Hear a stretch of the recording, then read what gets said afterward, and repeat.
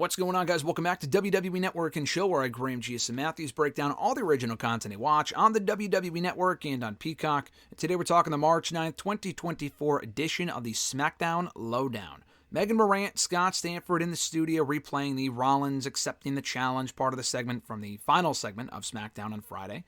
They hype up Cody Rhodes and Rollins facing Roman and Rock at WrestleMania, which was made official in the aforementioned segment at the end of SmackDown on Friday night.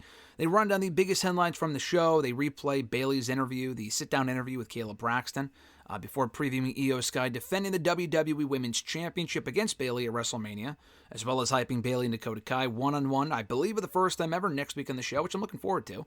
We hear from Naomi backstage, and she says that she knows what it's like to be in a team and for her girls to have her back, probably alluding to her time in Team Bad many, many years ago.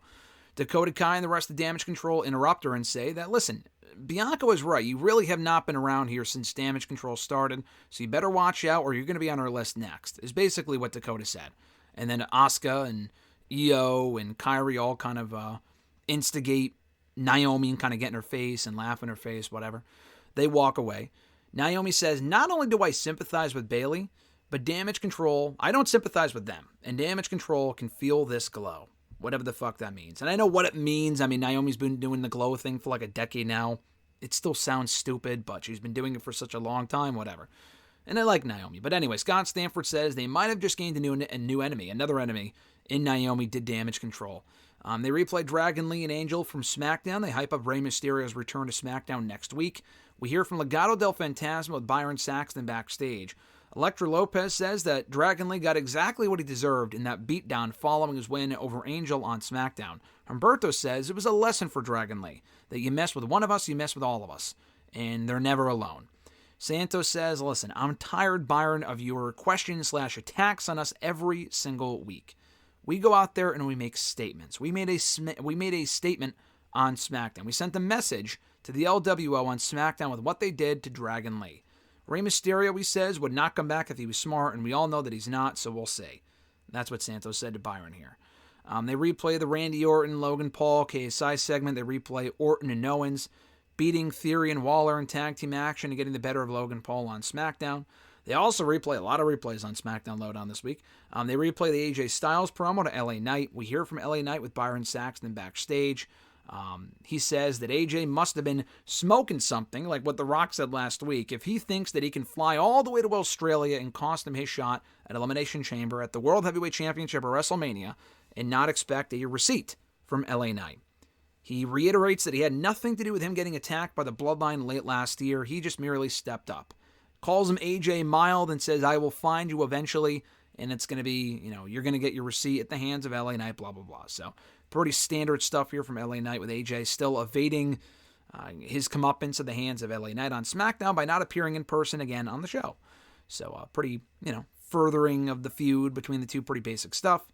To close out the show here, Stanford acknowledges that LA Knight costing Styles. He not only did the whole Bloodline thing of what LA Knight referred to in his promo, that LA Knight, in AJ's defense, he did cost AJ a spot in the qualifier for Elimination Chamber on SmackDown in late January, early February. So it's not as if, that was in early February. It's not as if AJ did not have that coming, or rather LA Knight did not have that coming. He kind of acts like he's innocent in all of this. Oh, I just stepped up. Well, you fucking cost him a spot in the Elimination Chamber by interfering in the match when you didn't really have to.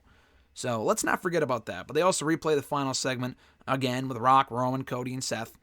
And they hype up the various WrestleMania main events. The tag team match, Roman and Cody for the undisputed WWE Universal Championship on Night 2, as well as on Night 2, the World Heavyweight Championship match between Seth Rollins and Drew McIntyre. Pretty basic edition of SmackDown LowDown here, I thought. The interviews were fine. All conducted, I think, by Byron Saxton. I don't think Kayla Braxton was on this week's show. But Byron Saxton, I might have said Braxton earlier, but very similar last names. They're confusing and get mixed up very, very easily.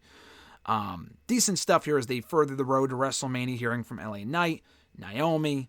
We heard from Legado del Fantasma.